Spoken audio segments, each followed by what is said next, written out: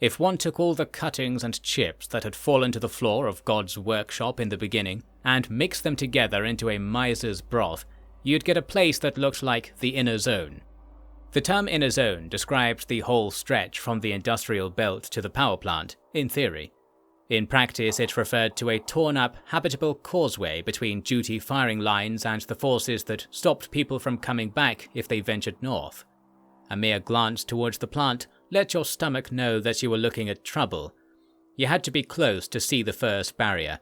There was a bank of cliffs made from a melted mix of tree and rock, the bark unburned and the rock impervious to all anyone could afford to strike it with.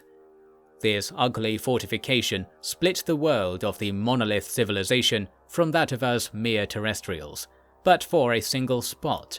There was a road that led through the Great Wall northwards. This was the traditional route to the power plant that stalkers of old had charted into legend. It was also quite near the place that the zoners took off our hoods among a murmuring crowd. "What the fuck are you doing?" a voice immediately rang out. The guy nearest to me was hit in the face with the butt of a green AN model. "Here, take it," the attacker said. He was transferring the beaten man's Armsel shotgun over to me. Compensation. "If you don't know who you're dealing with here, time to learn," the man went on. This stranger proceeded to tell the people nearby who Rho and I were, with accuracy giving way to flattery with delightful speed. We stood there and gawked back at the gang. We were amid a campsite with tents flanking a road. The big wall loomed in one direction, and the shifting sea of green and brown of the inner zone provided a swirling, painterly landscape in the other. There were too many tents to see where the road went. There were stalkers everywhere, of more varieties than I'd ever seen at once. 20-something were standing around us, with tents enough for hundreds. To add context, there were no more than 200 dutiers at their peak, and this was only the Zoner warband camped right here. A large number of them were soldiers in full, clean military kit. A brief survey of the different patches, armaments, and faces brought me to the conclusion that they were from some mythical nation I'd never heard of, and I really thought I'd heard of them all. I wasn't far from the truth, actually. It was quiet, and I imagine few of the people sitting around here spoke Ukrainian or Russian. Therefore, the mud-caked stalkers prowling about with flocking retinues seemed to be calling the shots to a deaf crowd. They had convinced at least some of the soldiers to tie scraps of cloth over their face, fractionally better than letting the zone into your lungs raw. I didn't see why they were even here if they didn't have proper equipment, or why they weren't killing us right at that very moment. "Come on, the both of you," our rescuer said, holding up 2 fingers and pointing them at the onlookers. It certainly wasn't the army, despite appearances. We were taken to a particular tent where this boss man had a table for us to sit at. I asked Rho if they were okay with this, and got a silent shrug. They were nervous. The man opposite us introduced himself as Wasp. He apologized for the behavior of the zoners. They weren't his men, though.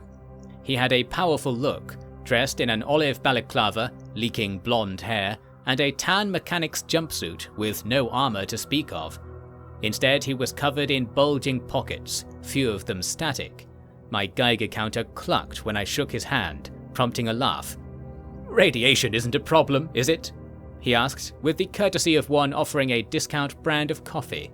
I said I had a bubble. He was quick to show me that he had 2, one on his shoulder and one at his calf. "Lose the arm or lose the leg, still safe enough," was his mantra. A healthy outlook on life if ever there was one in a cursed pseudo-reality like this. Truly he was more alien than man, which calmed Rho enough for them to come right out with the business of the day. "If you're going to kill the Brain Scorcher, you should know that we will be the first to proceed to the power plant, no matter what." "I don't doubt that," Wasp said plainly. "You will earn it. That's what you want, if I'm not mistaken." "We want to beat the aliens." "Bloody marvellous. And bloody lucky for everyone, eh? I did think you might have a bit of duty in you after your stint." "As their prisoners, then we got a load of them killed," I clarified. Ah. Wasp seemed to be having a good time. "What do you know about zoners, as they say?" "You have women," Rho quickly answered. Wasp scoffed. "It's true now, after these army buggers infested everything this last week. Didn't know there were so many women in the army. Then again, it's not the army we knew that came down, is it?" I shrugged. Wasp keenly pressed the matter. You didn't see? Check their gear or any documents you find. How much do you know about what's happening in the real world?" "Doesn't matter much to us as it stands," I claimed. It can't have been true. "Spoken like a true zoner. You don't need to impress me, fellows. I'm familiar with your record." "What record is that?" Rho asked, but Wasp waved it away. "You should know that the world is in trouble. All the boys and girls who came down with the choppers have the same story, and they haven't been here long enough to hone a stalker's knack for lying. The world, there's less and less of it left. Times are changing, faster and faster. These guys are from the future, easiest way to put it. A future where time's running out. The zone has got to go. Suits us. Their brass can't talk to them now, so they'll join our attack. And I'm here, frankly, to ask you two the same. Sorry again for how you were treated. Even the idiots saw a chance that couldn't be missed, same as you would, eh? I presume too much. I don't know what you're going to do, or what you can do, but I believe the difference will be made with you here."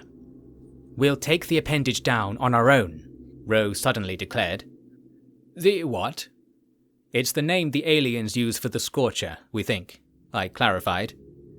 "You've been talking to the aliens? What about?" Wasp seemed amused and not at all shocked. "We know they don't want us going to the plant, and that they're confused, or something like that," I said. "Their understanding of the universe has a tear here, because their technology, or their way of seeing the world, I should say, it does not behave as expected when in the presence of certain humans, or to be specific, me," Rho explained to us all. "And you think we can use that against the Scorcher? Get through?" Wasp asked. "If there isn't much time, then it's that or die trying," Rho said. The sentiment struck me as being quite true. I asked again about the outside world, however we were interrupted by a guy in comically large goggles bursting in. "B-section's coming back, we got 'em pulsing," he reported. Wasp stood immediately. "Scouts, they might have information you can use. Don't get your hopes up. Mostly the rookies from yesterday. Indian spec ops with no clue. Come on."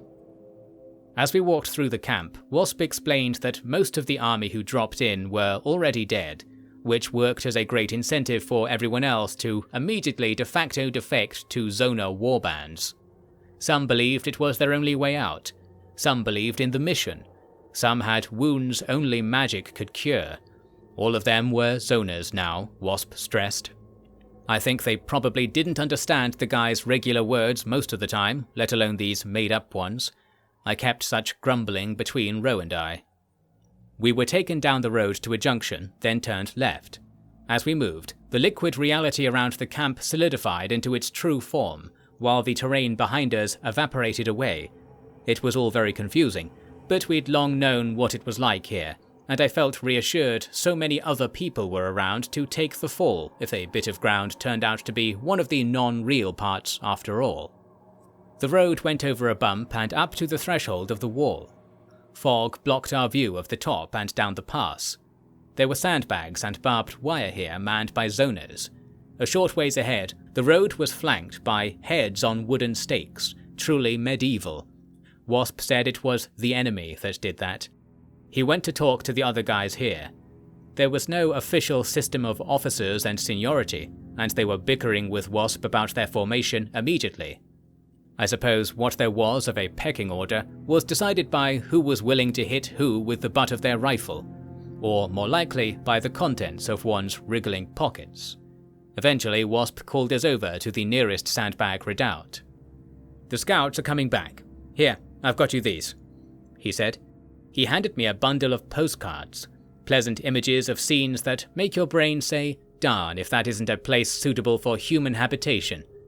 On the backs were hand-drawn maps detailing what was known about the land beyond the wall. It was more a diagram of what wasn't there than what was. "Take these 3 to the right, weapons ready," he said. The three were some masked zoners. What? Why? What are we doing? I asked. No one strolls back like that. You sprint back panicking, or you walk back with your brain scorched. You know how it works, don't you? It's like emissions. It takes control of your body, dead or alive. No alive to it. Clever zombies. That's all Monolith really are. Maybe this time will be different. Once Rho gets the grips with them, you'll be changing all this, won't you? I think of nothing else, Rho said politely. And what about them? I asked of the three assignees.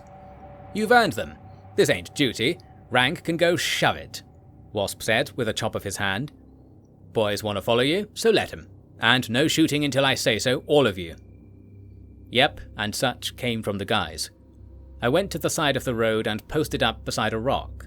The zoners asked me where to go, and I unwillingly gave them basic orders. Thinking about positioning and spacing pulled my stomach down on an anchor I had hoped rusted through already. Sure enough, there was movement ahead a few minutes later. Everyone fell quiet. A group of a dozen or so were walking too slowly up the road, shadows emerging from the fog. A fight was practically guaranteed given the itchy triggers around me. The figures gradually became clearer. They were armed and armoured, and what faces I could make out with the binoculars weren't the bone-tight hides of the average zombie. Their shuffling steps could have fooled me, though. They are still not in control, Rho noted. The original minds are disrupting things. They can't tell what they're doing, or for who. Where's all this coming from? I asked cynically. Their eyes. Can't you see it? I couldn't, although I said nothing. The group came close enough to see those eyes without the binoculars. Friendlies! One of them shouted, as if waking up. Drop your weapons! Wasp shouted back harshly. Where is the one called Rho? An arrival said. They want to stop us, Rho whispered. Drop your weapons! Wasp repeated. Did they get you? Say something normal if you're still human. Go on. It's not that easy! The same guy barked. It's not! We were very mistaken. You have to wait for our permission. Then, the whole group leveled their weapons with mechanical synchronicity and blasted all around, not seeking cover, their march towards us resuming. Zoner weapons erupted in return. Conserve your ammunition! Wasp was shouting from somewhere. I sighed and slid to the floor. I tightened my arms around my chest, realizing I was hugging that Armsel striker. Its drum magazine was full. The front grip had been weathered from overuse. Most likely someone had been rotating the weapon using their grip hand and not turning their hips to keep it notched on the shoulder correctly. And they'd been doing it for a long time, so who's to say it was such a bad technique? It's like a dance with the gun, isn't it? Rho said. When I was in that tunnel with the snorks, I think I would have done the same. It's snappy. It feels wrong. They didn't train you for places like that, so don't worry about what they told you before. We can do better. We're the senior stalkers here, like Wasp said. All these newcomers have to look up to us. So if they ask whether it's okay to dance with your shotgun in the sewer tunnels, you say, yes, it certainly is, most certainly. In fact, it's the only reason I'm alive today. Hey, and listen to this. There's a little secret to being a new guy around town that Zedric once told me. Do you know what it is? You're asking me? Something Zedric told you? Yes. Do you remember? I remember Zedric. Ah, bad luck. Well, I'll let you know what I know, and we'll see if we can fill in the rest from there. Okay? Okay? Sure. Excellent. Zedric said to me, he always used to say, that everyone is the same, and being new and being old is no difference. Remember that? No. I said to him that I hadn't even got started. I'm not new then, am I? He didn't know what I meant. Imagine that. There's one thing, though, about me and you. Right now, I'm not the same as everyone else. I will be, though. Or... sorry. I'll get emotional if I think about it. Then don't. Hey, listen. I'm sorry about these aliens, you know. Oh yeah? Zedric knew about them by accident. They are all the same. All of them. Not one thing the others can't have, can't do, can't be. It makes me worried about not being so different anymore. Is that where we're headed with this fantastic journey? Hey, are you listening? Did you add an extra button to your dumb little jumper? This? I think it's not really a button. It's because of all the shooting. It made it look like this. I don't know. It will go back to normal soon. Or would that be bad? You can see why I'm getting worried. A wish is a powerful thing, with powerful mistakes to be made. Mistakes are all I'll make until I get my wish, I grumbled. My teeth felt cold. There is I think you should shoot, once or twice. Those alien people are... I whipped up the Armsel striker and flung most of a guy's head back over my rock. I stood and fired the rest of the magazine at a target only a few meters away. He was still standing by the end of it, but his forearms had gone and taken his weapon with them. Then I thumped back to the ground. I took a look around. I think it will be over in a minute, Rho said. I'll wait, I said. Someone is calling for you. They always are. Never mind. I managed to get to the end of it all. 2 guys were lying on the road back to our camp. Our Zona entourage had multiplied. Wasp was giving orders nearby. Take them back to the warehouse. Pick 2 men from the newcomers and train them up in pathfinding while you're at it. They have to leave the warehouse as soon as you're done. Let them bring back tales of luxury. We got up and went over to the sandbags. The bodies of the attackers were all over the place. You'll need a towel, Wasp commented when he saw me. Azona surrendered one to me at once. I stained it red, then handed it back. Not the first time. I told them there's no use, and they didn't listen. The rest will with any luck. Asking for luck. Look at me. So, what do you think about all this? We'll go as soon as we can, I said flatly. No, hang on. We've got more for you. For starters, you need to sleep. They made us sleep in the forest. Oh, right. How's that Armsel holding up? Needs ammunition. Not a problem. Easiest thing to come by, buckshot, and it works fine. What about meds, pills? I was hoping I wouldn't need them, since I have Rho. Is that how that works? Rho was shrugging before we knew it. Yeah, that's what the aliens are afraid of, I decided to say. Wasp and Rho both enjoyed it. I suppose I'll fill you in now then if you're that eager, Wasp said. What we know is that the Scorcher is newer than the Wall, and the general broken lands up there. There are machines, they say, in the strange mountains. That's part of it. At this I explained our trip to Lemansk, and the detail of the radar array. Wasp said it didn't sound like what he'd heard about. He was shocked that we'd been there, and that the Scorcher had found us. He was happy to believe that tendrils of light from the sky were said Scorcher. The boys that found you, their lot was trying to find a way through the forest. Monsters everywhere. If they make it anywhere near Pripyat, we'll have more trouble on our hands. Not that they'll listen to me over there. I'll have to ask Lukash about it. Sorry, doesn't matter to you. Sounds like you've got more experience with the thing than all of us combined in the end. Still nothing, I remarked. The old guys who really knew it, they're long, long gone. Maybe one still alive, dunno.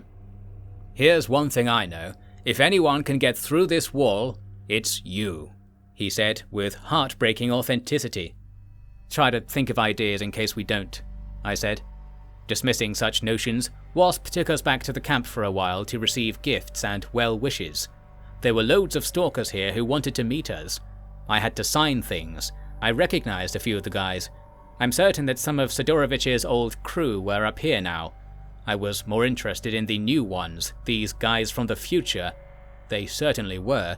My English wasn't really good enough to follow the story I got told by this one guy from Argentina, so I'll give the broadest summary I can be sure of. Everything was fucked. The zone had displaced much of Europe and was no longer keeping its horrors within its boundaries. That was the story from 17 years in the future, by some accounts, 18 or 19 others indicated. Whatever was happening out there, no more planes or helicopters were flying today. Rho pondered that we existed in our future forms in their world, inside the zone. So we're still pottering around here in 2 decades? I asked. No, we're doing that now, they said. Point taken. We moved to wrap things up and roll out. Around us, others were organising a group to walk off to the so-called warehouse.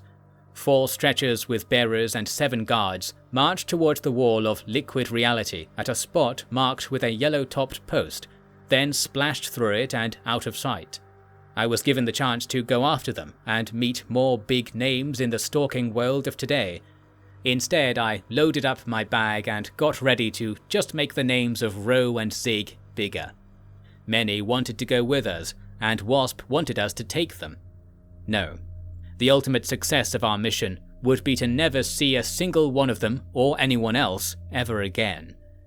As a gentle rain began to spit, we walked past the dead, past the heads on stakes, and through the pass of oblivion, knowing ourselves lucky, with not a thought in our heads awry.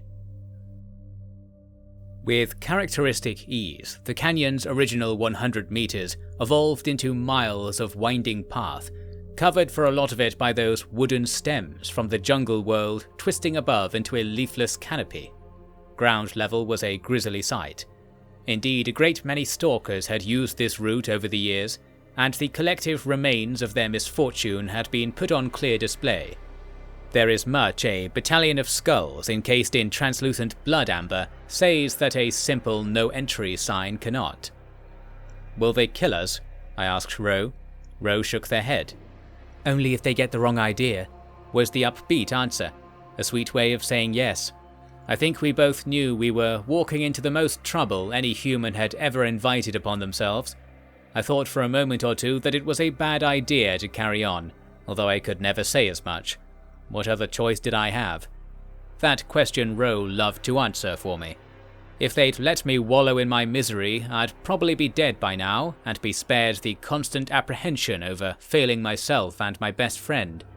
Fortunately, death was still on the table for me, so I should hardly be complaining. The canyon had an end. Consider how remarkable that was, given the other options available. We emerged into a landscape where no flat surface was tolerated. Further cliffs and mesas erupted from the ground all around, and in the vales between, the ground rolled and curled.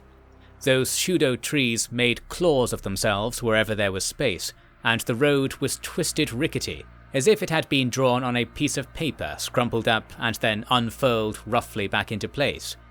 We should be grateful it was there at all. Walking on became harder. There were piles of junk all over the road and beside it, from tiny screws to ripped up bits of vehicle chassis. It was another hard-to-describe scene in an already unreal land, best summarized as the result of a traffic jam being stripped down to make a landfill of its parts. "The aliens can't do this," Rho said of it. "Yeah, they usually do the opposite, keep things alive, like Yosefka," I said. "Monolith do what the aliens can't. It's simple, really." "But are the aliens in control?" No. "What do you mean, no?" "The aliens can't talk to them." "It really seems like they can." "There you go. Seems like. Did you honestly just try to argue that your intuition has any chance?" "I did, because you're not actually offering anything better." "As they say, I give you my word." "That doesn't quite cut it with me. Maybe you'll have better luck with the Brain Scorcher." "It won't talk to me, I don't think." "Yeah?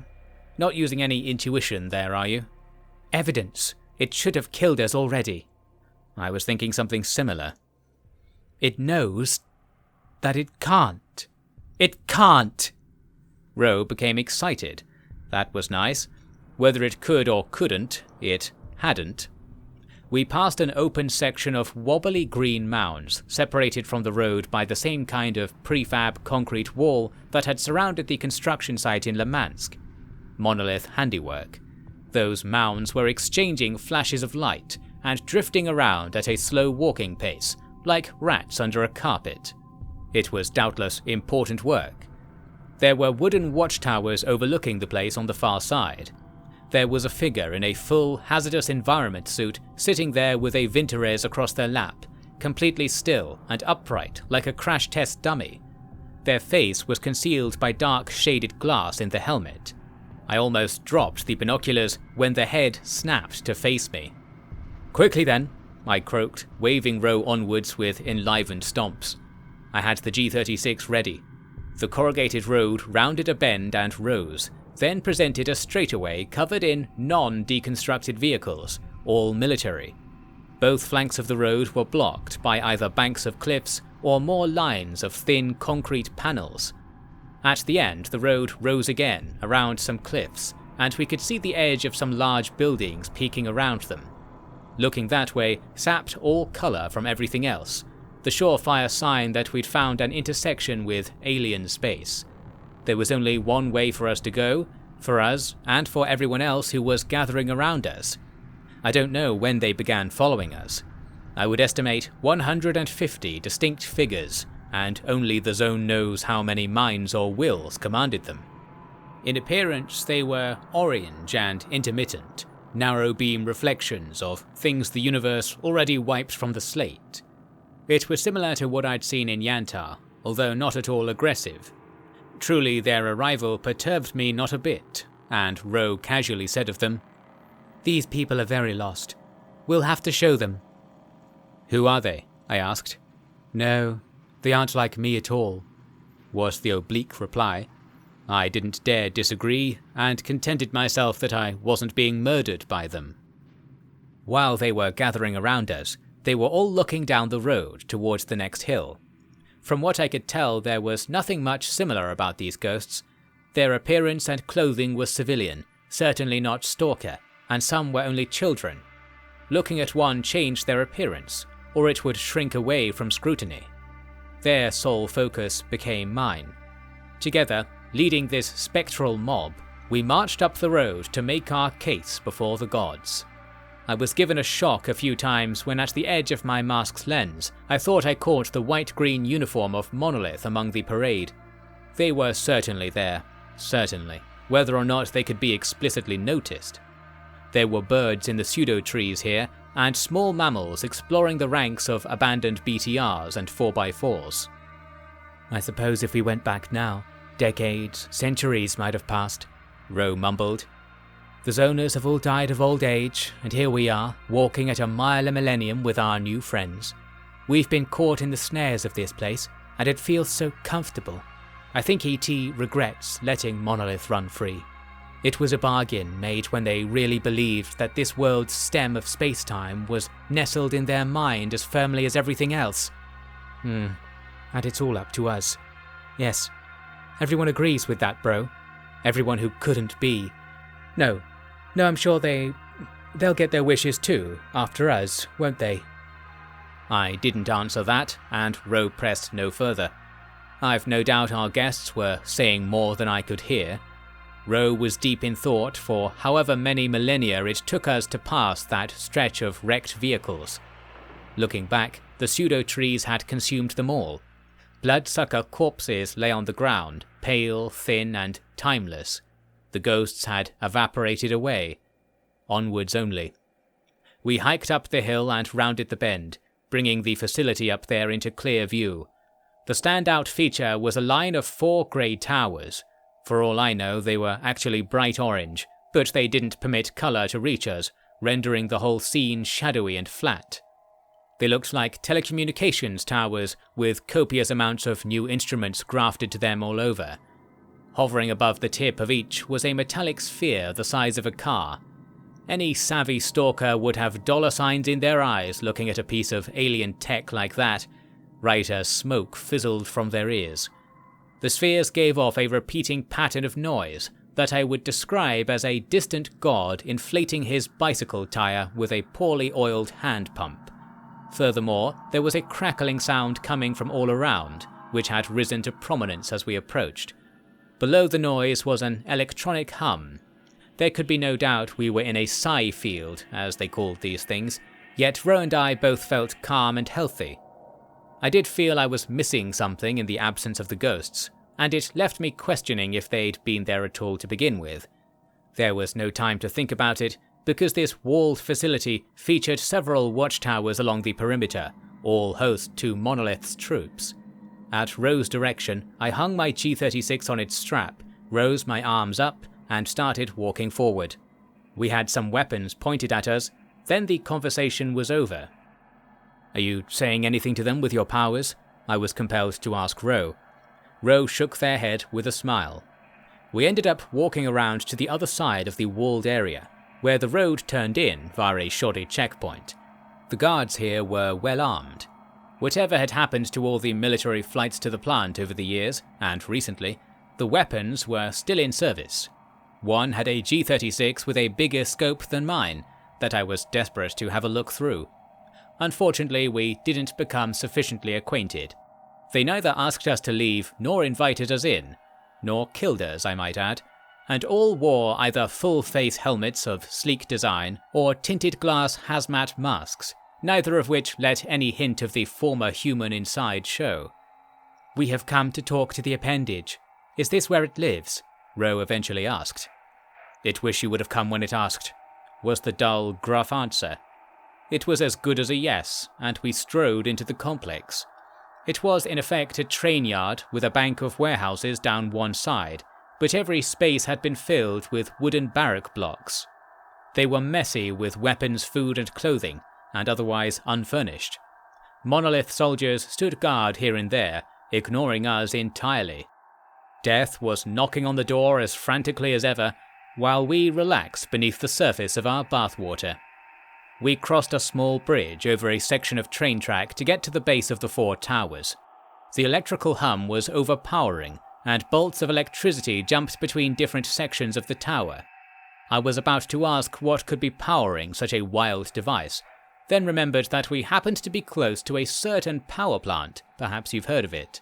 Not that there were any transmission cables heading that way, in my defense. At the base of each tower was a rusty cab with Cold War-era control stations. No guards. Was our ruse going to be as easy as this? I slipped into the closest one, my skull noticeably vibrating now, and looked over the dials and buttons. They weren't inert, and the flashing lights here and there suggested some purpose to it all. Rho suggested we don't touch anything, lest we destroy the universe, or worse. I ended up rebelliously poking some dials to marginally different positions, achieving nothing. I suppose if I'd been doing something meaningful, Monolith might have intervened. We moved away from the things to find a more tolerable soundscape, although there wasn't much peace to be had anywhere. Monolith had the main warehouse building locked up tight, along with its below-ground entrances for train carriages. I didn't have the faintest clue what this place had once been, which almost guarantees it was for military research, especially with a plutonium source ready at hand. The train tracks were wide gauge and poorly joined, good enough for army work indeed. Rho shouted up to a soldier in a watchtower to ask for advice, and the soldier performed a novice shooing motion with a robotic flicking of the wrist. It was a mind-boggling time to encounter something so pitifully cute. The question of what Monolith were hoping would happen was so open that I fully believed we were experiencing an anomaly of consciousness, and that surely we'd been neatly killed already.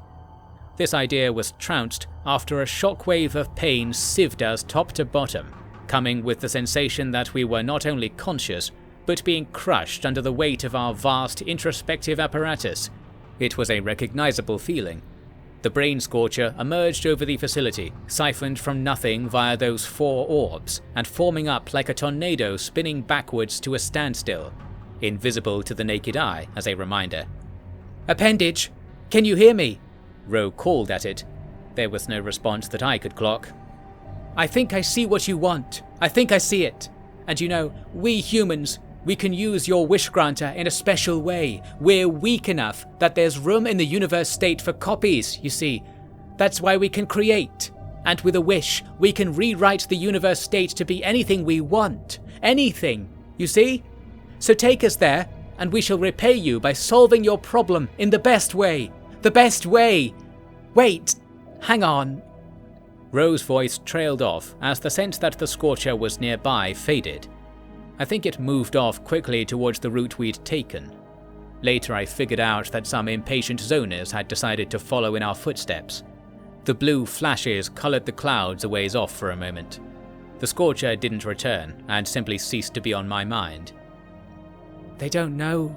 They don't even know that. They're imprisoned," Rho was saying. I think it was being said to me, although Rho knew full well that I couldn't understand what this was about. I asked if they wished to explain, and as ever they did not. A burden was placed on Rho by this encounter, if it was not fully registered already.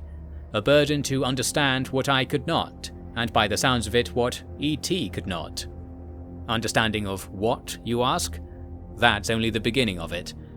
Rho was sad for a good 10 minutes, then pulled me up from the grassy bank I was loitering on to say, "It doesn't matter. We need our wish and that is final. I'll see what I can do." "Your link to the aliens might change after we've made wishes," I said. "It's... of course. We'll see. Rho had a smile so slimy that all the lies in the world might have hid in its gummy troughs. Even that didn't shake my bottomless trust in the megalomaniac. "It might come back," I said. "No. We kill it. The aliens are mistaken. They shouldn't have made it. It's Monolith's fault. The aliens can't be controlling everything. That's why they came here in the first place." "Never heard that on TV." "No, because on TV they think the aliens are all kinds of different things. They're more like nothing." "Uh-huh. You'll see." "Sounds like I won't." "It's all an illusion of the machine that helps the aliens understand a little. Not enough, though. So we stop it, then we go get our wish. That solves everything." To this final point I pledged, hoping the rest of Rho's rants were a true course to this shared crusade. How grand it is to talk of it like this, when all we were doing was growing hungry in an abandoned train yard, so deep in the belly of the beast that we were liable to come out the other end. I pondered a way to destroy the towers with what we had to hand, and judged it impossible. Their power source, however, would be an easier mark. I shall move along to when I found my first lead in that direction. There was a train shed dug into a weed-capped mound, which had an unusually large bay towards the rear, large enough to unload cargo, but seemingly the location would have said cargo trapped behind the train. Obviously there was more. We slipped in, with no fuss from Monolith, if they were even watching anymore.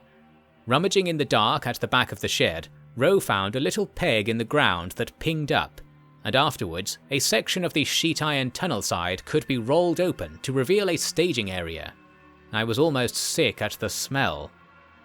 Yellow lights shone on a large number of human remains, decayed down close to the bone.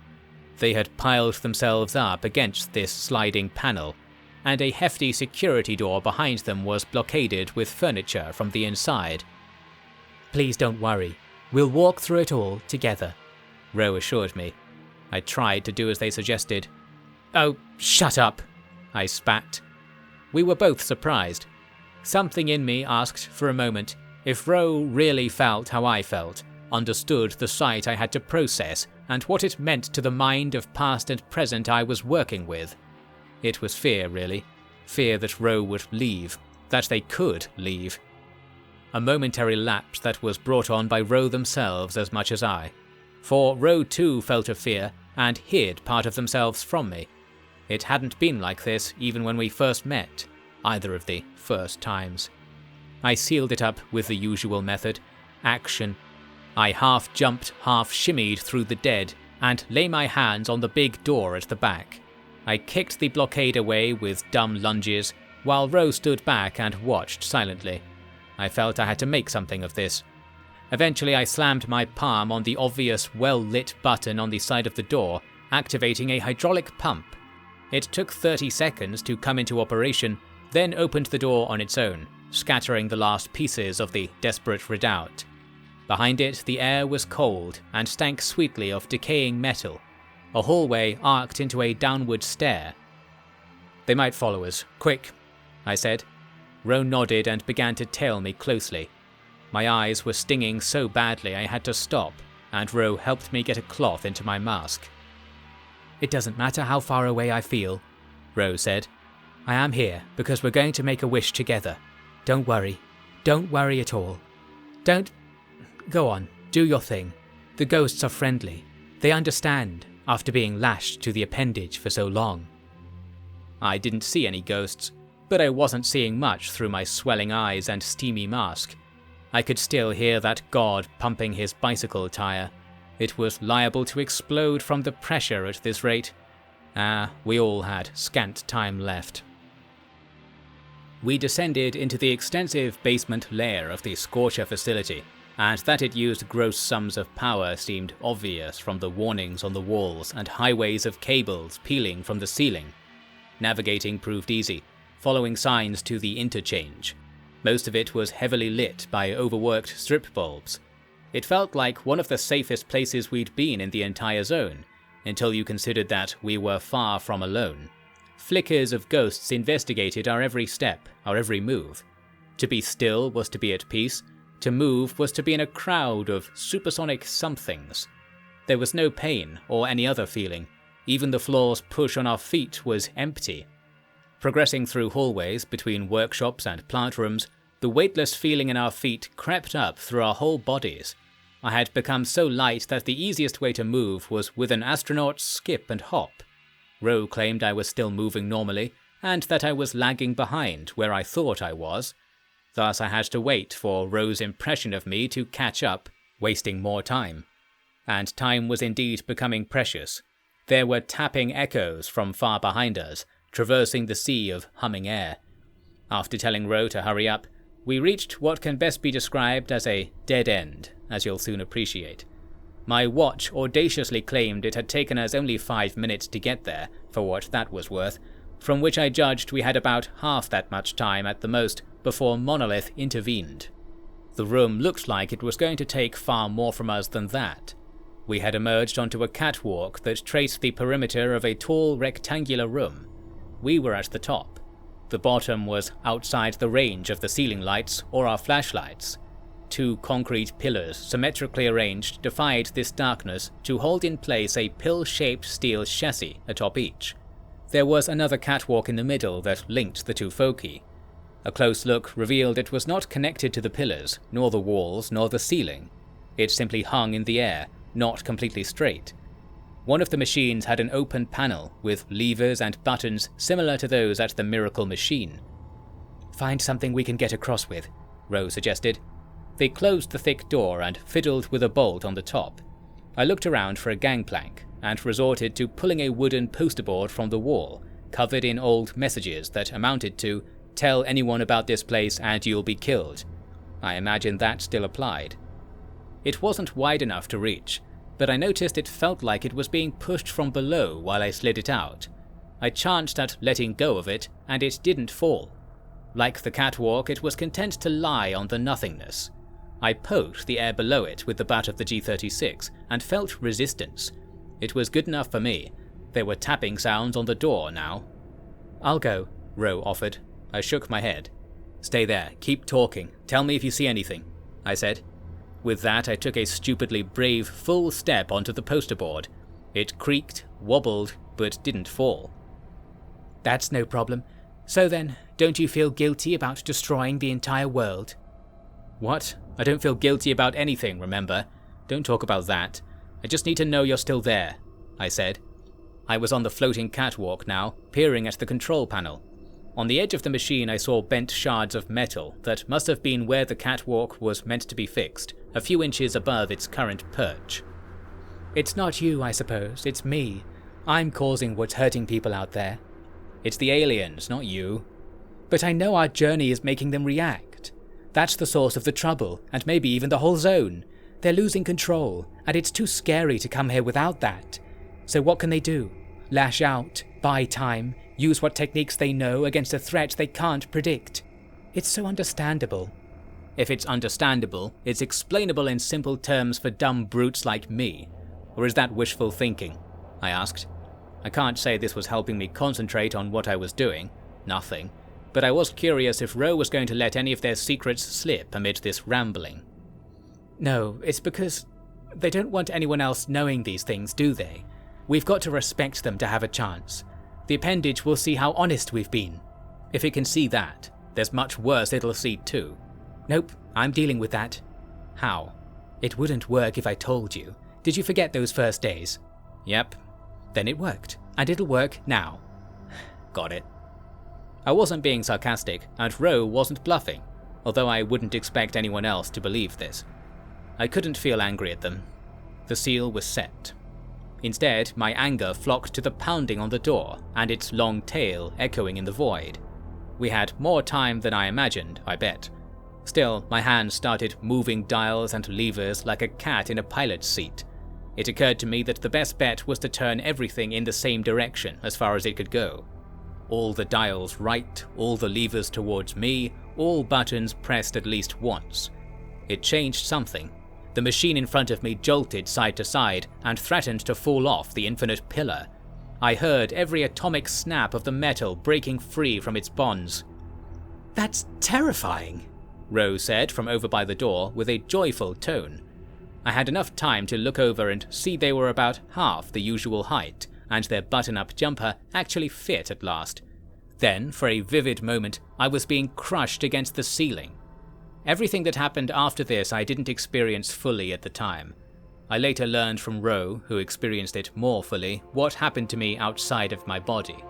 I'll lay out what they said as if it were fact, and attempt to bring you with me to the end of this abduction. The two of us were pulled to opposite ends of a narrow tube, with yellow streaking patterns dancing all over it. There was light everywhere.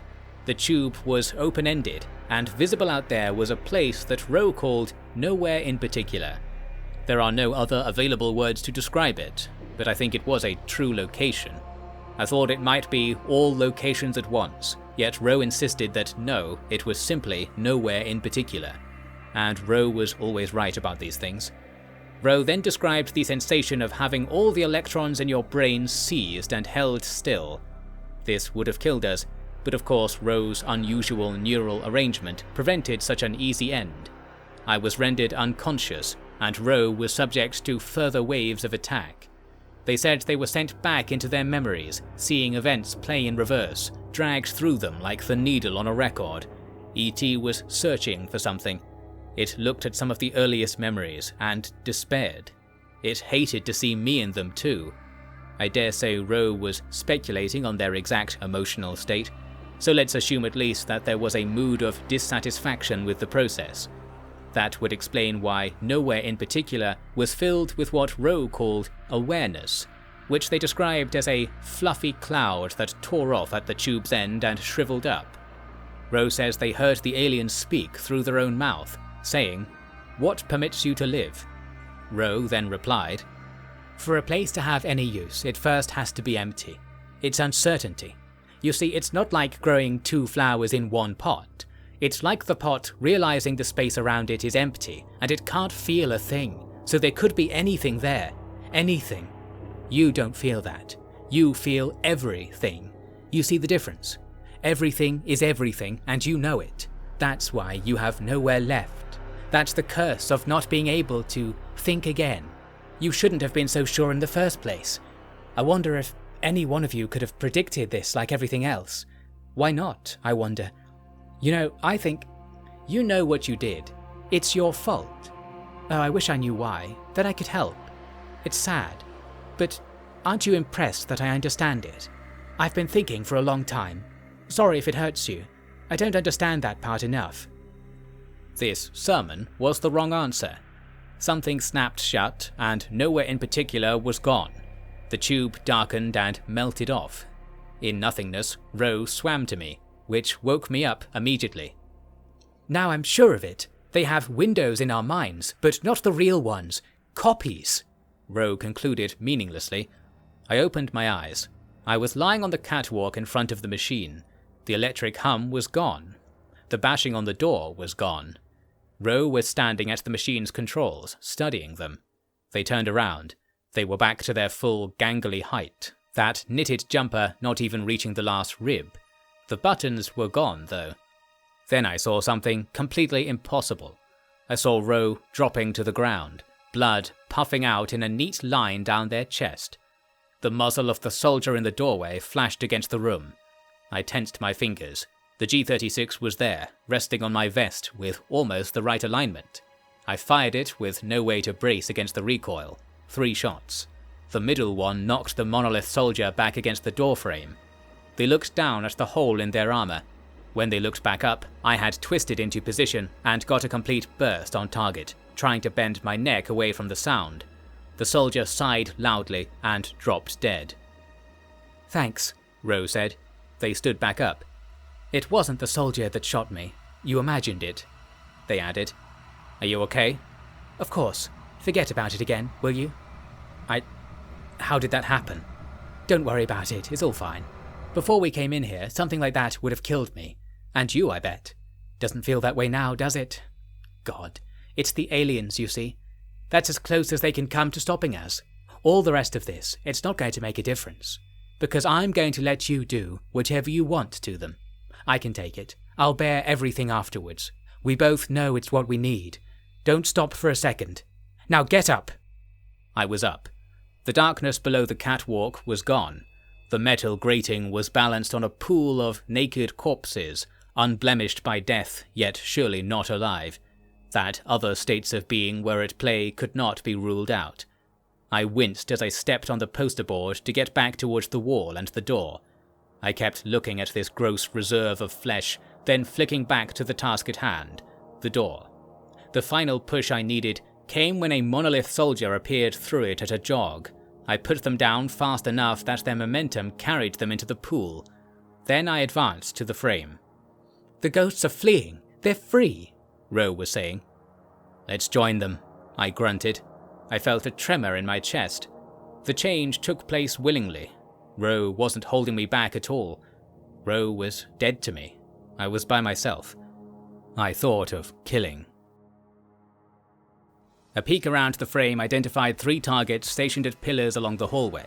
There was a brown scaffold in the room at the other end, with 2 patches of white breaking the pattern. They didn't matter yet. I flicked the switch on the G36's optics to align the contrast filter with the uppermost viewfinder. 2 quick shots disabled the lights in the room. The pool looked like darkness again. There was a light halfway down the corridor. I crouched, leant on an outstretched knee, and fired 2 bursts towards it, getting it to both switch off and fall to the ground with the second one. The soldiers at the pillars fired back, one with what sounded like long-tipped high-velocity rounds. I slipped forward in the dark and shot them using the contrast filter from the edge of the first pillar. There was a lot more movement behind the scaffold at the end now. I retraced my steps backwards with my weapon locked on the threshold at the other end of the hall. My foot touched the catwalk again. I fired a long burst towards the other room, then pushed the door closed. I reloaded, then let the G36 hang, while I used my flashlight and a free hand to search the body of the soldier lying beside the door. He was still breathing a little, so I drew a PPK from his chest holster and shot through his neck. It was tastefully lightweight, so I pushed it into my waist strap. I found what I was looking for, 2 grenades. They must have been one of the many gifts from the soldiers of the future, though the casings were strangely ridged, like an old Type 97 from the Pacific War. The stamp on the safety bracket was in English. 7-second fuse timer. Longer than average, and perfect for my plan. I stepped back to the central machine and jammed my knife into the side of the control panel. It levered off so easily that I could have pulled it by hand. There was a pipe behind the controls packed with wires, and some unknown assembly of parts beyond that reminded me of a rocket engine. It didn't matter. I waved Rho away. They would have wanted to look, and pulled the pins on both grenades with one hand. I looked to the door, back to the machine, then slid my palm off the safety levers. They pinged out and primed the blast. 7 seconds to go. While the grenades were rolling into the machine, I was hopping on the poster board. I threw the door open. This was the dangerous part. I rounded the corner at a stoop and hoped no one was there. Success. I rose and pulled the door closed, then at last got my hands on the G36 properly. Judging the coast clear, I span around the pillar to get something between me and the door. The door held after the blast, though. I dedicated that move to Defunct. I advanced to the next column. Monolith were running in the next room. Heavy boots and a mechanical whirring echoed. The latter came from the first guy I saw, kitted out head to toe in the fancy exoskeleton armor occasionally seen encasing the richest stalkers. I saw 4 shots from the G36 thudding into the wall beside him after loud ricochets. He rattled back with what I can only describe as a sawn-off Vintorez, a weapon out of its element here. 10-shot magazine, and he'd used most of it right away. Still, the armor was a problem. I needed the problem solver slung underneath my pack. I swung it out, my arm spending long enough beside the pillar that the tank man fired twice again. 1 bullet left, and reloading with that much baggage all over you would be slow. Now the armsel was in my hands, and the G36 hung at my waist. I listened. His electronic leg muscles were buzzing. He was 4 meters away and stepping into cover beside the floor-to-ceiling fire hose cabinet, almost certainly not strong enough to stand up to much fire. His only hope was for suppression from the room behind him, but the other soldiers weren't ready. I pushed the armsil safety dowel inwards and switched the fire mode to automatic. Smoke was entering the hallway from behind me. There was a draft from the machine room, and what smelled like an oil fire in there. A cremation would be a nice gesture. I pushed the barrel around the corner of the pillar, scraping the concrete. The soldier's black armor was hard to see in the dark. After the first shell cleared the fire cabinet, I could see the sparks lighting up the clouds of blood. I let 10 shells fire, gripping the thing tightly as it tried to take flight. The exoskeleton rolled onto the floor like an oversized dummy full of coins. I stepped out without reloading to reach the next room, then fired the last 2 shots in the drum at a Monolith soldier who was about to come through the door. He was pushed to the ground and began harmlessly shuffling back the way he came, his weapon forgotten. The room was lit by a red hazard light at the end of the wide corridor I needed to get to, on the other side. The path was U-shaped around this scaffold, which crawled over some 2-story machine that pierced the room top to bottom. There were platforms up there and wooden planks across struts, with dust falling tellingly. I switched my chest light on and got the G36 back up.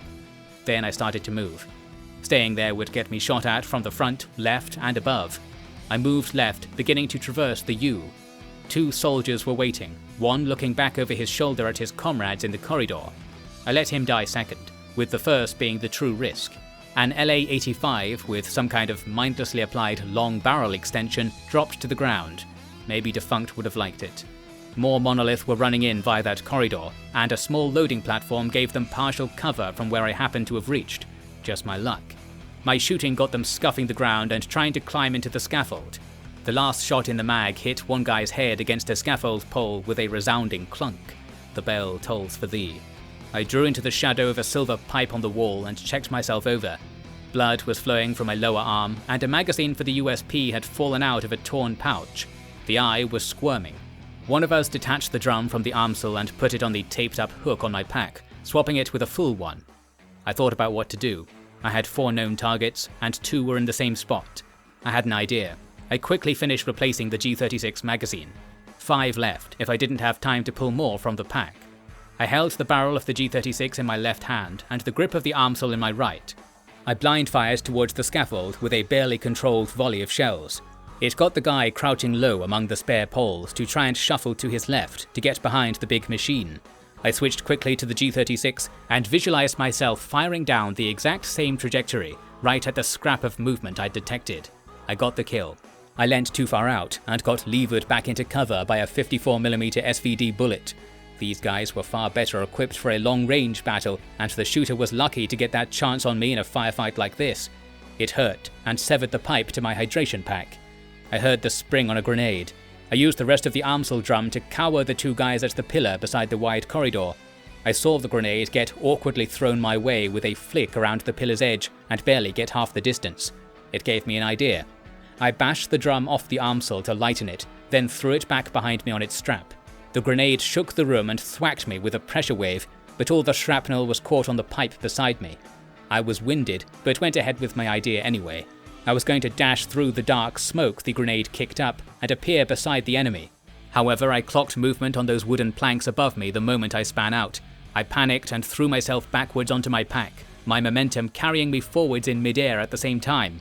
I gave the guy up there a burst, then realized all he was doing was tipping over the edge to fall down right on top of me, torn up by the blast. He caught the end of the G36 on his stomach, and it was yanked out of my hand. There was a footstep in the smoke, a few meters away. With no time, I pulled out that PPK with my left hand, while the right tugged on the G36. I had barely shifted it before I had to start pulling the trigger on the PPK. The guy emerging expected me to be standing, his weapon tracking towards that pipe. He fell. I tried to pull harder and get myself up, but I still hadn't taken a breath after the grenade blast. I gave it a go and coughed.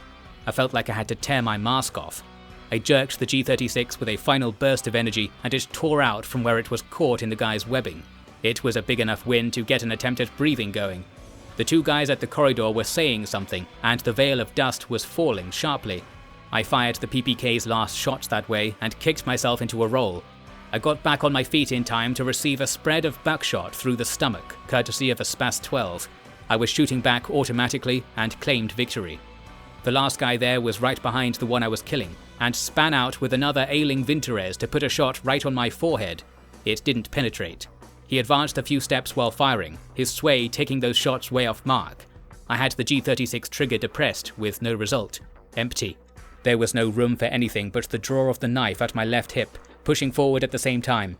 I had drawn it forwards though, meaning it was held with a reverse grip, more useful for stabbing myself than him.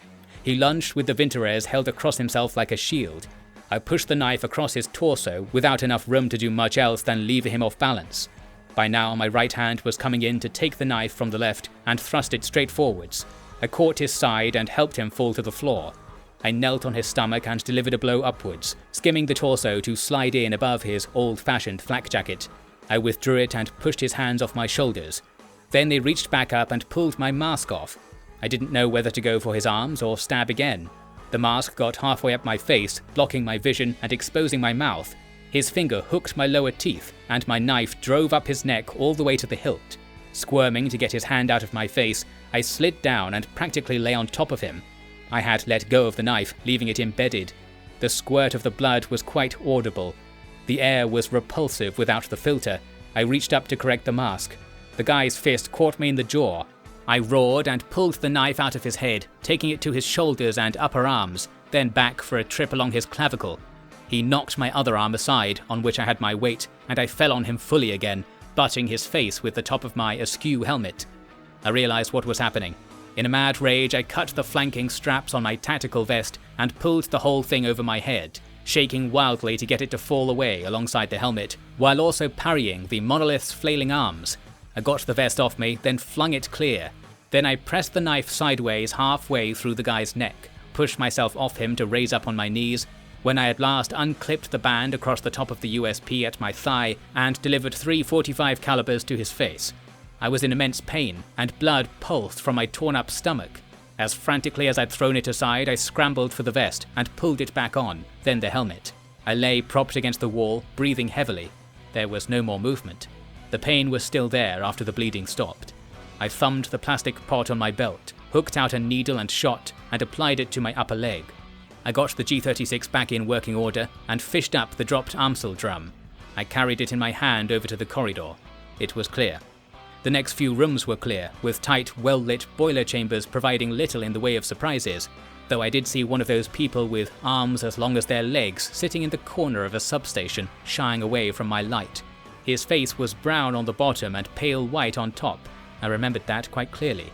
I successfully retraced our steps from earlier. I thought I might be surfacing. Then I came to a room off the first hallway we'd used that had an industrial elevator with wide spaces all around it in a square. I emerged carefully and saw the Monolith soldiers here right as they saw me. 2 went right, 1 left. I went left too, and flanked the lone guy before he knew it. From my new position I could see the other 2, who were facing where I'd been before. I had plenty of time to kill the first one, but the second danced away into a closet concealed by the dim light. I moved to advance up to it, planning to blind fire in. I didn't know how little space was in there yet. Most of the way there, the guy popped out and I shot him down. A grenade was in the air. It detonated between us. The next thing I knew, I was beside the body of the first one I'd killed here.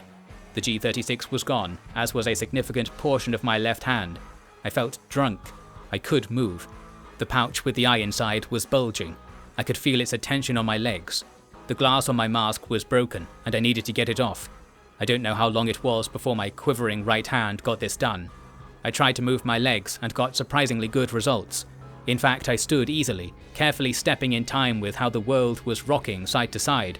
I was moving towards the yellow light at the end of the ramp back to the entrance. Then I was beyond it. Then I was at that door where the rolling hills of the dead slept. I tumbled over them and out onto the cold gravel beside the train tracks. The light of day beckoned clearly at the front of the shed. I must have been alone. I got outside. The air was great, though breathing was difficult. The 4 towers loomed, and their skyward orbs looked on unimpressed. I was able to walk a little more, then took in the ballast beside the rails up close. I could hear shooting, but that always happened after a firefight. After. Was it over? Rho, where are you? I said.